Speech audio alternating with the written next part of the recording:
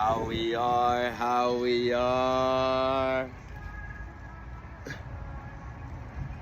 Back at it again with another video, a YouTube episode.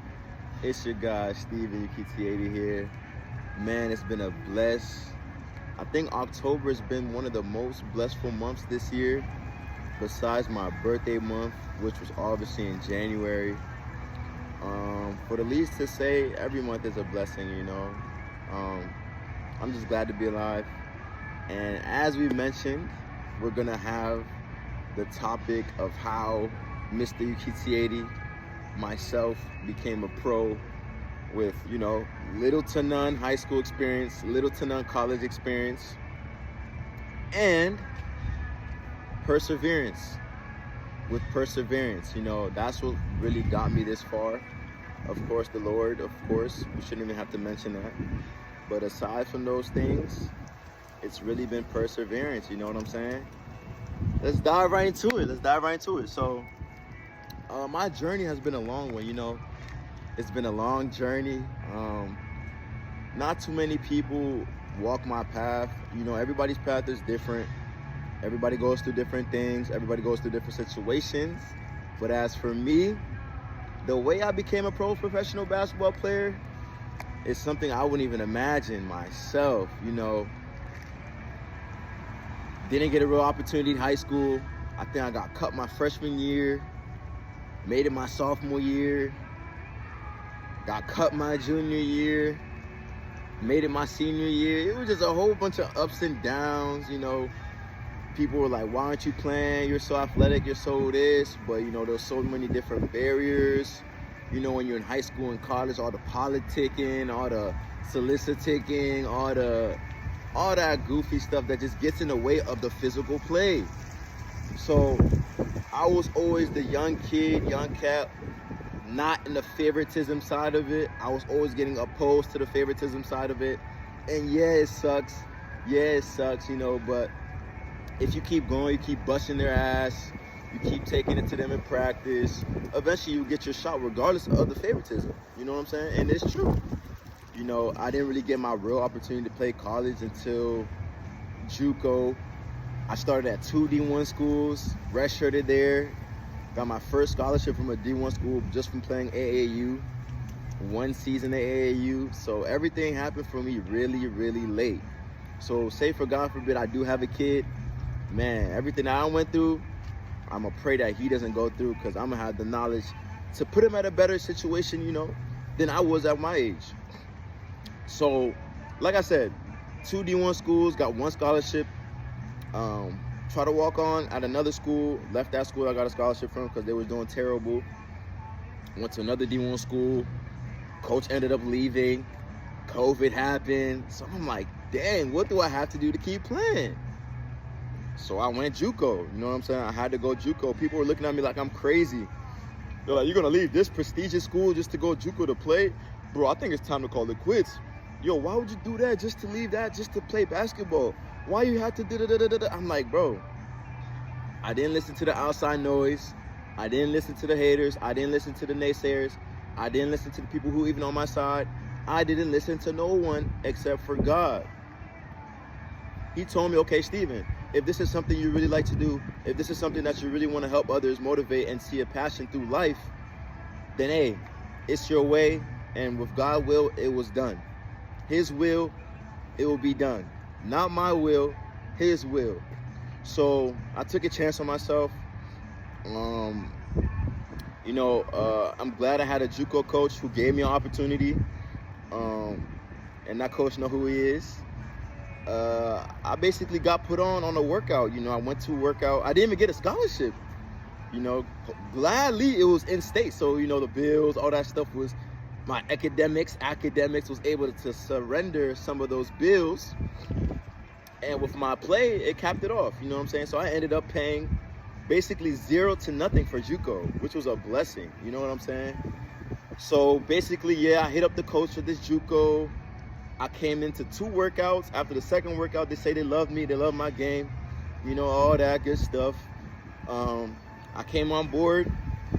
I went through the process, practice, conditioning. We woke up at like 4:30 in the morning. We was running sprints, miles in the cold weather, all types of stuff, you name it, man. JUCO really made a lot of people dogs, and I see why they say that saying, JUCO makes you a dog, because you go through things that none of these D1 schools probably even do. But you'll think that they do it, but they don't really do those things that a JUCO does, because the JUCO shapes you. So when you get to that level, you're not fazed by anything that you have to go through in those D1, D2 levels. You know what I'm saying? That's why most of these D1 schools, D2 schools have JUCO players involved, recruit JUCO players, because they know the grit, they know the grind, they know the perseverance that they came through to get to that level. And I thank God for me to be able to play JUCO basketball. I wouldn't go back to change it. I told you guys so many times, I wouldn't go back to change my life. No matter what, somebody offered me $1 million, I would not go back to change how I live my life and how my life shaped out to be. You know what I'm saying? It's very windy here. I hope my phone doesn't fall. Oh, man. Beat me to it. But it's very windy. And as mentioned, so when I got the opportunity, I went JUCO. I played. You know, I did my thing. I had my film up. If you guys haven't checked my film, my film is up. So if you guys go tap in, I'm going to leave the link in the description to my JUCO film. And you guys let me know how I did for my first college season playing basketball. I mean, I obviously know how I did, but you let me know. You guys be the judge. Ultimately, it was a great experience. I met some great men out there. Met some long-lasting friendships, relationships, acquaintances that I'll always remember. I do not take it for granted, a grain of salt.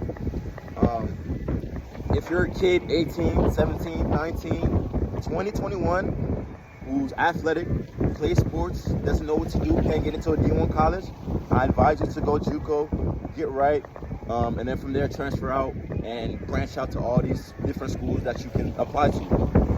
But back to my story, yeah, man, that's where it really started. You know, I got eyes. That's where I started getting some overseas teams looking at me. That's where some teams were reaching out to me. Some teams in China reaching out to me. Teams in the TBL reaching out to me. Because they see my upside, you know. There's a saying, college coaches don't like pros. I had this saying from Gilbert Arenas, and it's really true, you know, because when you're in college, when you're doing your moves, things of that nature, and it looks flashy to the coaches, you know, they're not really gonna tend to like your style of game because you're more polished compared to the other players that they brought in, you know.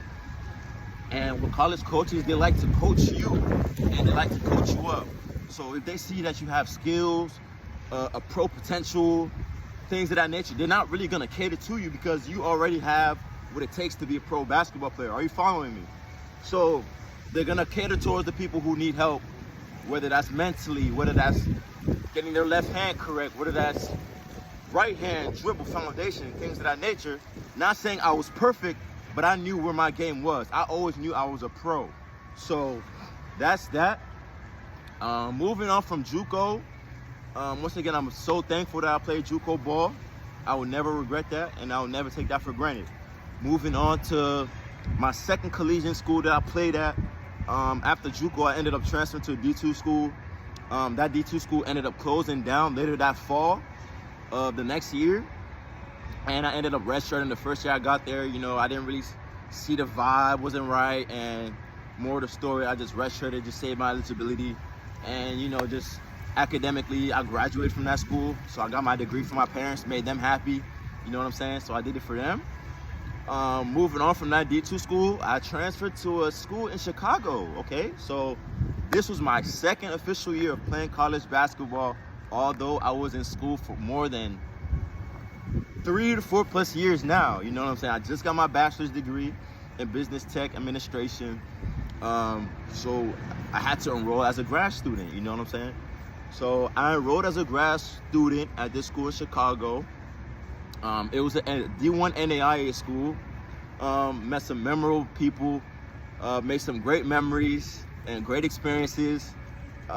With this experience, this really turned out to be one of the best experiences that I did, that I didn't think that it would be, because of things that I went through. Like I said, the politics, things of that nature. Didn't really get a chance to really show my full potential of what I could really do. But yet again, since I'm such a skillful player and I'm a decisive player and I know what to do to make me get to that next level, I was able to put out some film. I was able to have different marketing agencies reach out to me based on my skill set, based on my potential, based on the things that they seen on film that I can do that the numbers didn't acquire to.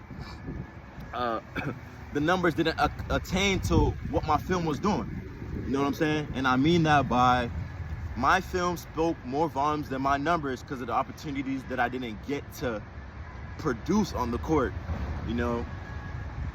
And it sucks because I could have done way more, but I'll drop the film to that link on the bio for my JUCO, NAIA, all those films from where I played in college. So you guys can check it out and let me know what you guys think. I already know what I think about it, but I'll let you guys be the judge. But yeah, I was very smart how I planned it out. You know, I knew coming in that there might be some politics. There might be some guys that they recruited before me.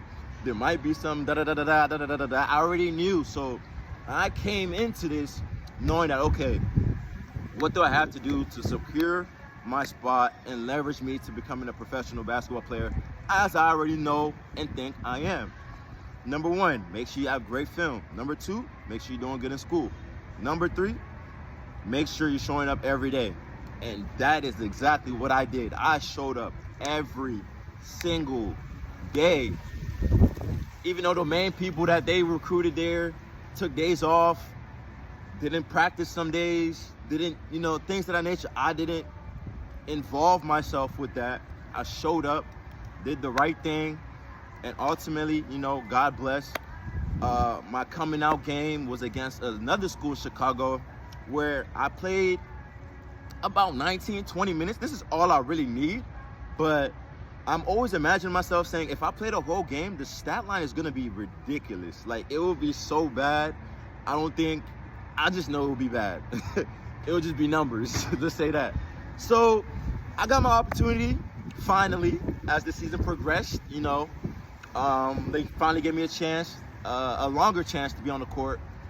And I played really well. We won the game, which is the most important thing. Me and the other star player on that team had a really good game. I believe I had like 13 rebounds, 4 steals, 4 assists. It was just bad. Assist turnover ratio was great. Plus minus was great. It was great. It was a really good game. It was a really good day for me, for my family, for the kids who were looking up to me. I remember getting to the locker room. Some of them sent me a screenshot of, yo, 20, I'm like, dang, thank you, I appreciate it. But I was more concerned about the next game. Am I going to be a starter now? Am I going to get the same opportunity? Because I already knew what I can do. So I wasn't fazed by these numbers. I wasn't fazed because I already always told myself, give me this amount of minutes and this is the production you're going to get. So I wasn't getting that early in the season, but when I finally got it that game against this school in Chicago, I really thought to myself like, wow, I really am a man of my words. Because let's take it back to JUCO. There was an incident where I was kind of in my head as well, knowing that there might be some politicking, knowing that there might be some things not in my favor, but there will always be an opportunity for me to present myself. So there was one instant, taking it back to JUCO, where the starting 5 didn't show up to the, what's it called? You know, the game day preparation, things of that nature. So, you know me, as a person who shows up all the time, and I never missed a practice JUCO. I never missed a practice in JUCO, and I never missed a practice for this NAIA. So you can mark that down and you can go back and run the numbers on that. But back to the main point. So in JUCO, the starting 5 didn't show up to the pregame routine to play one of the biggest games of the season against a team from New York. More of the story, me, my roommate, and a couple other players who weren't on the starting 5, not saying that we weren't compatible to be on the starting 5, more of the story, we showed up. We was there on time. So my head coach at the time, the same one who gave me the opportunity from the workouts to be a part of the JUCO team, said, okay, you guys who are here, who showed up right now, you guys are the starting 5. I said, wow, look how God works. Are you serious? I thought it was a joke. I'm like, he's like, you guys are the starting 5, step up. I'm like, oh shit, it's real. So I'm over here hustling to the line, getting to my spots, running through the plays, running through the motion, doing all these plays like we're about to actually be the starting 5. Boom, I'm still not believing him. I'm like, damn, we really about to start? I'm looking at my boy, my roommate. Yo, he's over there cheesing. For my boy Jay, who know who he is. And my French brother over here, he know who he is. So we're just all looking at each other like, yo, y'all think is this a joke? What's going on? More of the story, on the bus ride, going to a school, neighboring school to play them over there in their territory. Excuse me. So boom, we got there.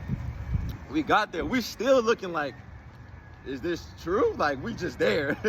So this is a big story of one of the biggest turnarounds of my career in college. So we went into the game. We went into the shoot around. Shoot around is done. We're sitting down. We still don't think we're about to start. Boom. Coach lines us up. Starting 5. We're like, starting 5, the ones who we told from earlier today. We're like, oh shit, that's us. So we go sit down, announcers call our name, start calling my French boy. That was like, oh yeah, now it's legit, now it's real. So boom, he called him, called my roommate Jay as well, and then they called me. I said, yeah, let's get it. My people's back home, locked in, and this is one of the biggest games, you know what I'm saying? Tough team, very tough team from New York. And I still keep in touch with one of them boys we battled against. He's playing D1 now, you see what I'm saying? So, more of the story, game started, I did well, we ended up losing, but I played really well, they played really well, and, it was great energy from the start. We had them in the start, and then we just let up in the second half.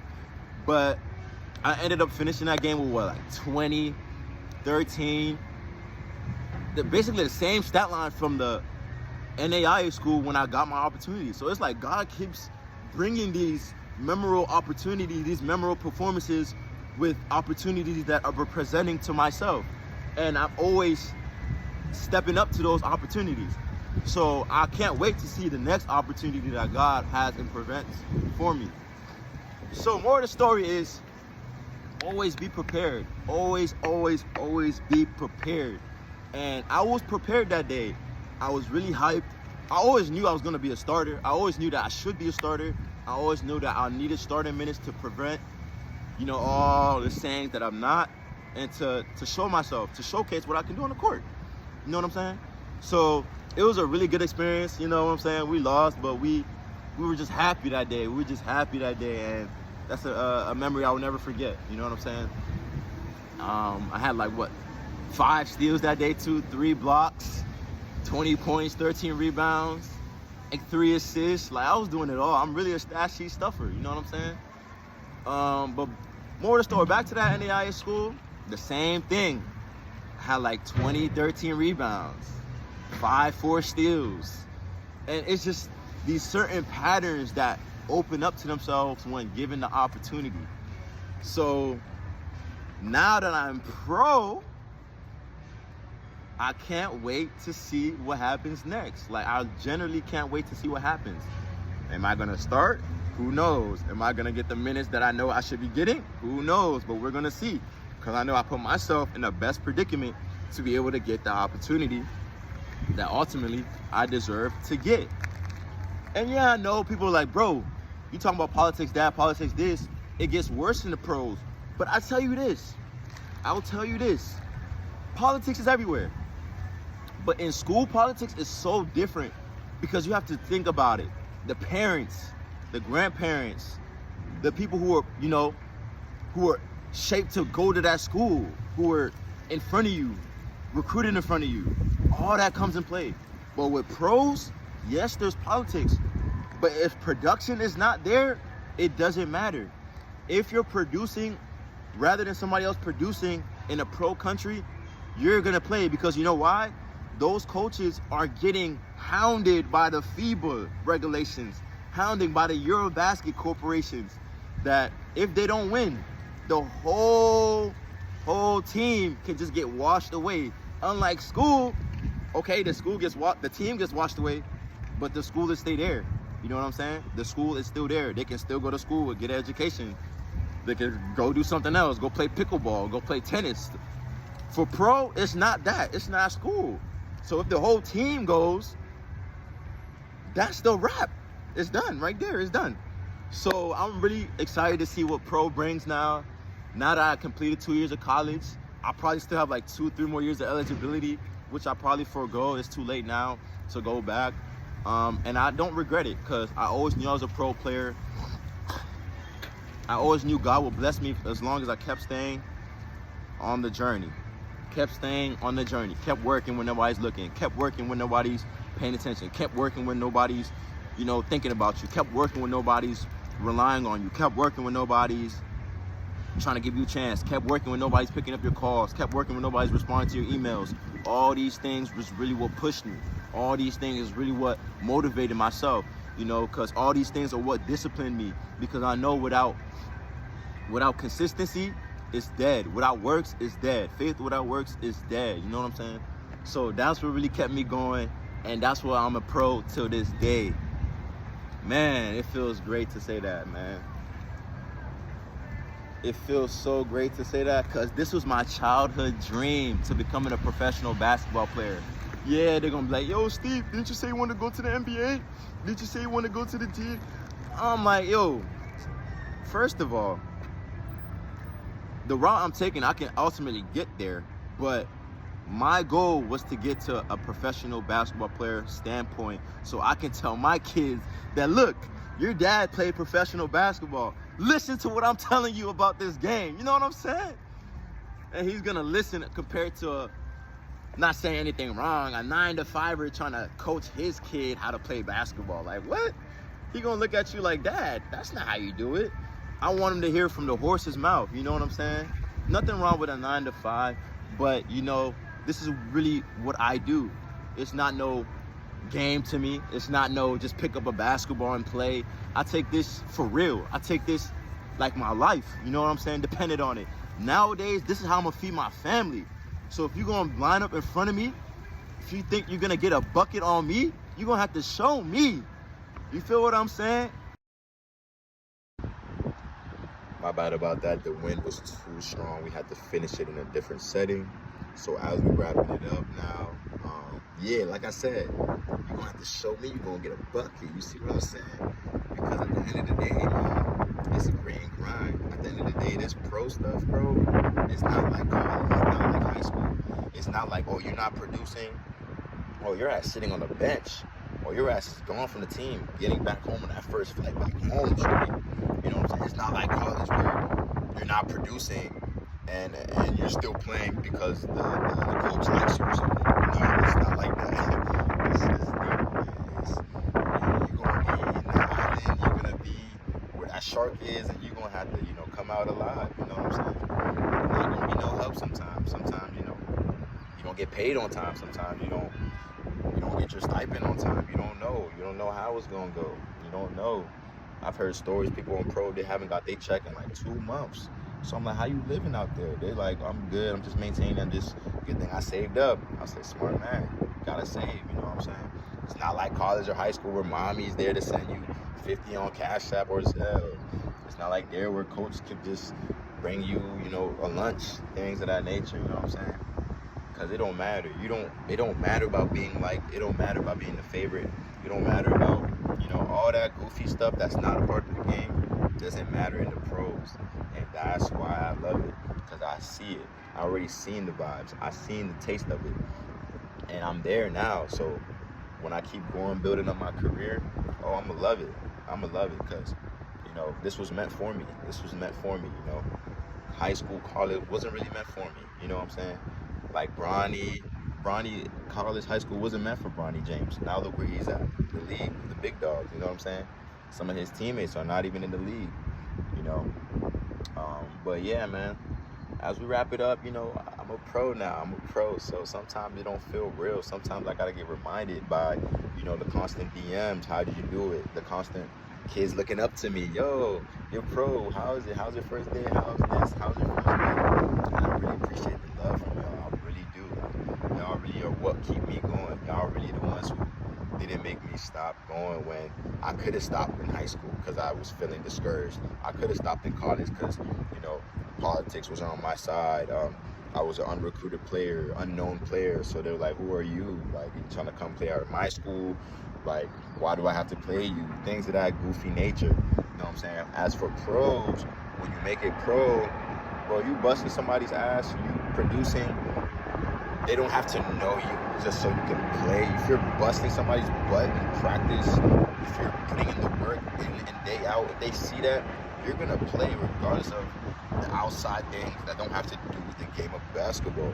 That's why a lot of people stop because they went through a lot of stuff that didn't have to do with basketball, but they let that hinder them from seeing their full potential because they didn't stick with it. Mentally wasn't there. Life happens. You had to get a job. You had to pay for certain things. You had a kid. You had a family. And life happens. I understand. But I wasn't going to let those little minor things stop me from reaching my goal. You understand what I'm saying? I wasn't going to let anything stop me from reaching my goal that I set up as a kid. Like some of these kids reaching out to me, I was their age or even younger saying that I will be a professional basketball player, which is what I did. You know what I'm saying? And one of the most important things as a man is sticking up to your word. Because if you don't stick up to your word, then man, you're not really a man at this point. Because, like female, that's what females do. They say things and then their emotions get up in the wind and then it just end up doing something else. Which is fine. That's their nature. That's what they do. But as a man, you got to stick up to your word. You say you're going to do something, you do it. You say you're going to accomplish something at a certain time, you do it. And that's what I did, man. And that's what I did. Life is beautiful, man. It's beautiful, man. It's what you make it. It's what you make it. Get up, no excuses. Just keep going, man. I could have stopped when I was getting involved back in high school, even in middle school, even all these different things that I was playing leading up to pros. Like, those are the things that want you to stop. Those are the things that don't want you to go far. But if you let it win. Why would you want to let something win that you can ultimately defeat if you just stay at it? You know what I'm saying? People reaching out, yo, how did you do it? How did you do it? How did you do this? I told them one thing, bro. Watch this. Trust in the Lord with all your heart and lean not on your own understanding. In all your ways, and Almighty, He shall direct your steps. You know what I'm saying? I didn't know why I wasn't playing when I would have a great practice, when I would do something great, when I would do everything that they asked me for, and I still wasn't playing like I should be. So then I was like, we're in the matrix. Coach said did this, I did it. He said did that, I did it. Do this, that, I did it, and I did it, and I'm still not playing like how I want to play. So then I had to realize, like, it's bigger than me.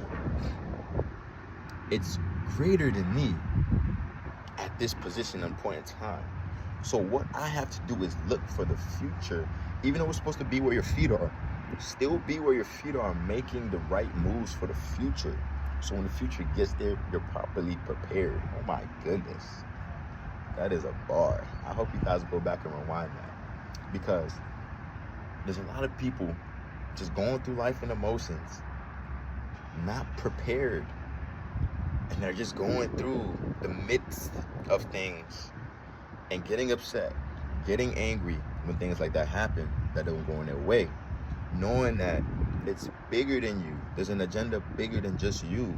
So, yeah, at that time you can get mad, but still use your head to understand that you have to make the best possible decision after you're out of this setting, because nothing lasts forever. You think I was gonna be in these colleges, these high school that didn't really give me a chance like that, even though when I did, I performed, and still wouldn't give me the same chance as I did when I performed? No, because it goes back to what I just said. It's bigger than me.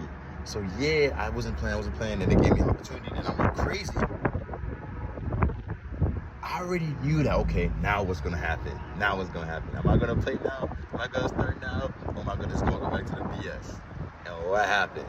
and went back to the BS. See, I already was prepared for that though, mentally first, because I knew that, okay, this is just to get me up, but they're gonna try to bring you down. And when you're up, everything that goes up comes down. So you have to be prepared for that down. And when you're prepared for that down, that's where God rewards you with that crown. It's your boy, Steven Kintieri. And this was my journey to becoming a pro basketball player. I'm gonna have another EP on the way, another episode on the way on how I navigated through the BS, how I navigated through people that said they're gonna help me but didn't, and ultimately how I did it. And a part two after this. Thank you for listening. You have a blessed day, man.